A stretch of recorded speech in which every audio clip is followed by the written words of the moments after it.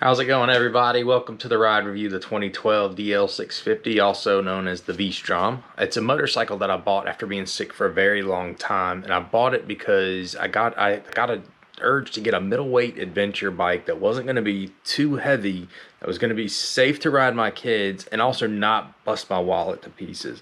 So instead of going and got an urge to get a middleweight adventure bike that wasn't going to be too heavy, that was going to be safe to ride my kids and also not bust my wallet to pieces. So instead of going and got an urge to get a middleweight adventure bike that wasn't going to be too heavy, that was going to be safe to ride my kids and also not bust my wallet to pieces. So instead of going and getting a new V-Strom 800 or a new Tenere 700 or something along those lines and putting all this commitment into a bike that might be too heavy or that I might resent, I went for something that was going to be under 500 pounds, light and maneuverable, but still strong enough to push you down the highway. So this is going to be the review. All I've done to the bike so far is the windshield and tires. Other than that, it's basically more or less a stock bike. Anyway, see you soon on the ride. Take care. Okay, welcome to what is going to be a very rainy and wet riding experience on the 2012 DL650. But we'll hop on in just a second here, just to do a little quick walk around of the bike. We'll get going here. All right, now don't mind this. This is something I'm planning on fixing. It's a loose bar and weight that came that way. All right. So first off, you can't really see these bumps right here, but when you get on this bike, it has that soft couch-like suspension. At least this one, the way that it's set up, does. I did put some fresh meat on here with the... So I had the bike earlier, and I went with a Kenda tire, but it had some... I don't even know the name of the tire. It was some road-based tire, and it just had like maybe about 10% of its tread left on it. So the only thing the dealership had that was really practical that I could get kind of in a hurry was the Kenda Big Block, and I was like, it almost felt like a meme ordering it because of how off-road centric they look. But I was like, I mean, it's an adventure bike, so let's go for it. It's definitely the most off-road biased tire I've ever had. However, on the road, they're really quiet. I thought they were going to be loud, but I guess the blocks are so big that they don't really have much of a slap against the pavement with the gap. It's not like a D606. They're really smooth, but when I'm going out of my yard, especially like when I'm cutting across my wet lawn, I don't have any kind of slipping and sliding going on. And you could tell it's naturally very quiet, this bike. So how did I end up on a 2012 V-Strom? And in previous videos, you've always heard me talk about how I would get... I think this is where I go, yeah, this is normally where I go. In previous videos, you've heard me say, you know, I wanted to get a V-Strom 800 or a Tenere. Well, you know, I got sick like I mentioned in the intro, and then I didn't want to strap myself to this big payment. I didn't want to have, you know, a bike that I resented because of the note. Oh, there's a little turtle back there. But I didn't want to resent the bike because of the big note that I had on it. So I went with something that provided a lot of value, but still gave me what I wanted at the same time. Looks like the bamboo is definitely getting thick back here now. There you go, right through. That's some mud right there. But I got it for $3,400. I did buy a warranty with it because being sick, I don't know if something's going to happen and go wrong with it while I'm sick and not really feeling up to doing the changes to do the work on it myself. But let's talk about a couple things. One of the things that immediately stands out to me with this twin engine on the V-Strom, I don't know if it's just particular to this bike and how it's set up, or if this is the case with the parallel twin V-Strom that came out also, but the throttle is so smooth. I can compare it to, like, it feels like it's carbureted. That's how smooth it is. All of my fuel injected bikes typically tend to be real snatchy. They all have like a little bit of a hesitation, and they're, you know, oh, that's actually where I wanted to go. Check behind me real quick. But they all have like a little bit of hesitancy, and this one doesn't. It's just smooth all the way through. And as far as acceleration goes, if you wanted to know like what it accelerates like, it's very similar to the DR at its peak, but it does it for a lot longer through the power band. Look, as we're going over this, like I can take some of these puddles. I just don't want to get my Reeboks dirty. But you can hear, you may not be able to see it as much on camera, but I am hitting bumps. But it's because it's so spongy, it's not really translating up to my vocals. It's not really shaking me around too much. Yeah, we're gonna hit some water no matter what right there. And dodging that. There we go. And dodging that and that. Alright, okay. One last plant to dodge. There, we'll just go around it. But yeah, so this is the Value King with great throttle response, 650 cc's, very cheap to insure. And when I say very cheap to insure, I mean, I think it was like $33 for 6 months. Fuel economy, it's saying 46.1. It's gone down. It was in the 50s. When I had the street tire, the street bias tire on it, it was like 50 something. But with the Kenda big block, it's definitely gone down a bit. And it could just be a heavier tire as well as having that tread. I will say one thing about the Kendas. They are good tires. They don't slip on asphalt, which is surprising. At least in my experience, they haven't yet. But the thing that I was surprised about the Kenda tires, when you go across grading on a bridge, it is the scariest thing I've ever, it's one of the scariest things I've ever experienced on a motorcycle. I've never taken knobbies across like a bridge that lifts itself up. But oh my God, dude, you talk about horrifying experience, man. You have no control over that bike. I don't know if it's wrong or right, but I kind of slowed down ahead of the grading a little bit and then accelerated over it just to kind of lighten the front wheel so it wouldn't get snatched as hard. I don't know if that's the proper technique though, but it just felt like the right thing to do. And I also figured the gyroscopic effect would maybe help with some stability too. Alright, we got to get something here now. This light's horrible to try to fall out from. While we're here waiting at this light, I should talk about one thing. I don't know if this is unique to 650 V-Stroms or Suzuki's in general, but this is the one of the cooler running bikes I've ever had. I don't ever feel much engine heat coming off of it.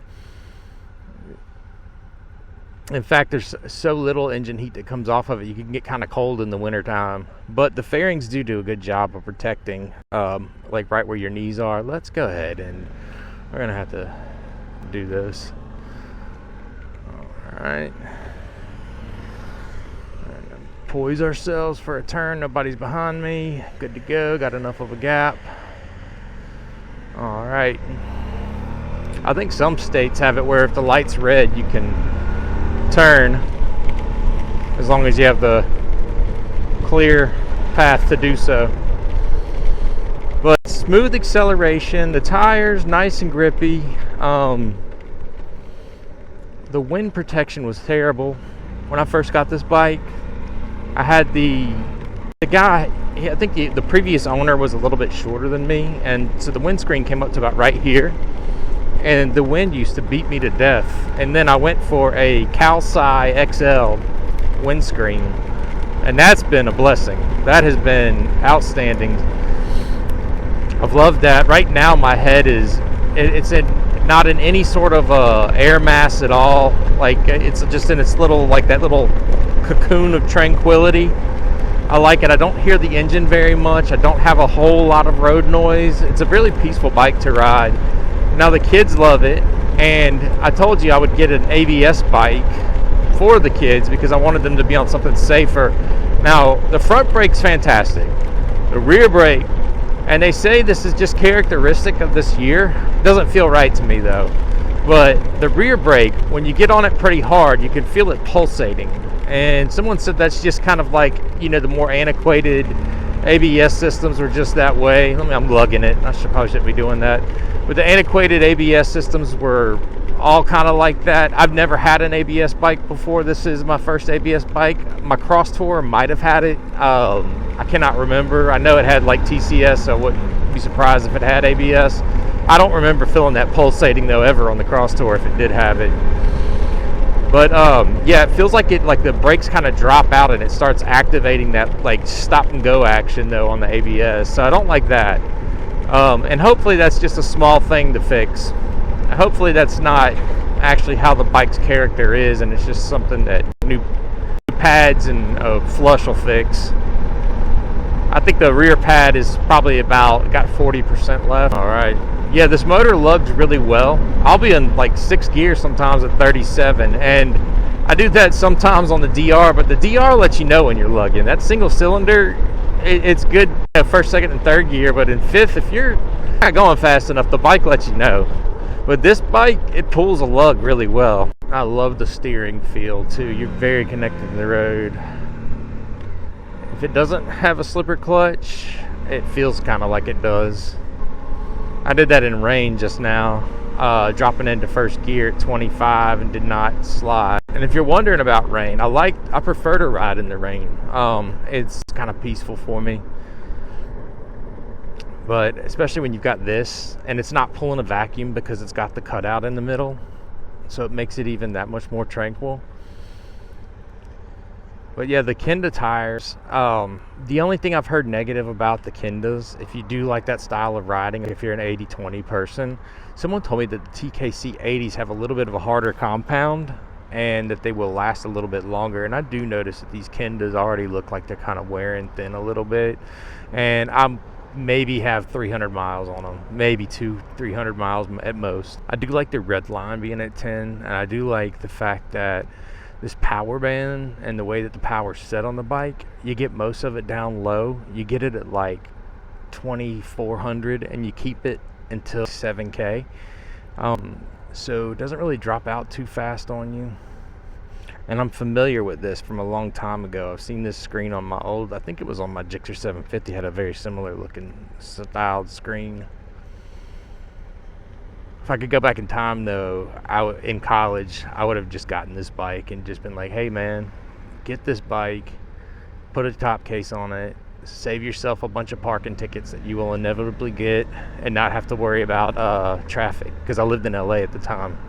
Traffic was a nightmare, parking was a nightmare, and the bike I had was totally impractical. This makes a lot more sense. This happens to be my daughter's favorite bike to ride too. In front of us, the Subaru Outback, this is what I would actually say that this bike is like. It's kind of like the Subaru Outback of ADV bikes. It's not really like super crazy off-road, but it does have it does fill a niche. What I like about these though is they're so widely distributed, and if you ever go on forums, a lot of people, I got the bike, it's 472 pounds wet. I didn't want anything over 500. You've heard me in the past say I don't want to get on anything heavy. This bike is cool because when you get on the freeway, it rides big, but it's still a 650, and it's imposing on the road. It still imposes itself on traffic. It gives you a presence in traffic. I don't have as much of that presence, like, on my DR I have a little less road presence than I do on this.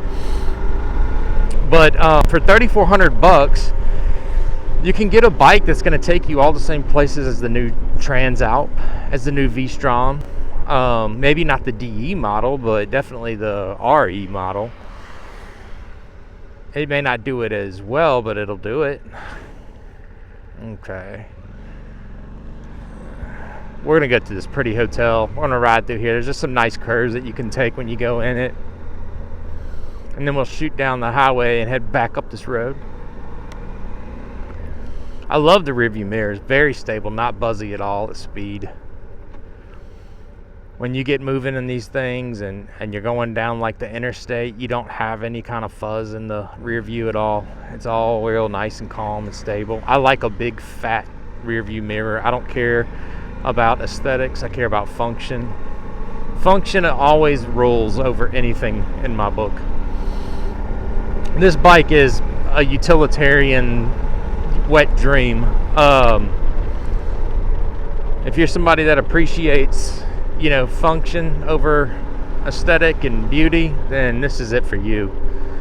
And in its own way, this is a decent looking bike. I mean, Suzuki, they did give it some nice curves, and when you throw those Kenda big blocks on here, it does give it a nice, it has a little bit of appeal. There we go. coming here. It's holding the road pretty well. I mean, I'm not going fast on this turn, obviously, but, you know, and I'm not gonna, because these tires, I mean, they're still, the sidewalls aren't 100% scrubbed in.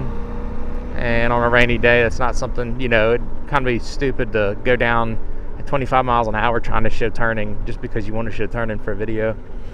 This is our beach right here. If you look straight ahead, you can't really see it because of all the precipitation, but it opens up to the Gulf of Mexico.